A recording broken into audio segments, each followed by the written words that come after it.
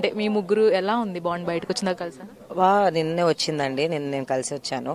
Bond అయితే చాలా beautiful గా ఉందండి. ఆ బాండ్ అనేది మేమేదో ఉట్టిగా ఫామ్ చేసుకుంది, స్క్రీన్ కోసం ఫామ్ చేసుకుంది కాదు. సో అది మేము రియల్ గా ఫామ్ అయ్యాం కాబట్టి మా గొడవలు కూడా రియల్ గానే జరిగాయి, మాకు జరిగిన డిస్టర్బెన్సెస్ కూడా. బట్ అగైన్ మేము అందరం మాట్లాడుకున్నాం ఫోన్ కూడా నిన్న, అండ్ వీఆర్ ఆల్ గుడ్. తొందరలో ముగ్గురం కూడా కలుస్తాము.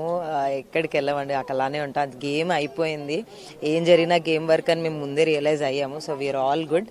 తొందరగా కలుస్తాము, మీకు చాలా పిక్చర్స్ అండ్ చాలా వీడియోస్ కూడా వస్తాయి బయటికి. టాప్ 5 విన్నర్ ఎవరు అవుతారు అనుకుంటున్నారు? నా దృష్టిలో నాకు నచ్చింది అయితే నా ఫ్రెండ్ నబీల్ కాబట్టి అవ్వాలనుకుంటాను, నా తమ్ముడు కాబట్టి. అండ్ తను రియల్ గా ఉంటాడు, నేను తనని ఎలా చూసానో తను ఎలా ఉంటాడో అని చాలా జెన్యున్ గా ఉంటాడు. తన గుడ్ ఆర్ బ్యాడ్ తను రియాలిటీగా ఉంటాడు కాబట్టి నాకు నబీల్ గెలవాలని ఉందండి. నిఖిల్?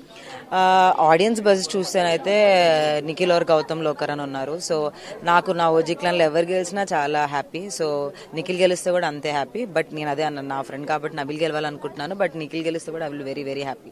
ఫైనల్ గా కిరాక్ సీత నుంచి, ఆడపులి నుంచి తగ్గేదేలే డైలాగ్ వినాలనిపిస్తుంది నాకు. సో జస్ట్ తగ్గేదేలే. Thank you so much. Thank you అండి.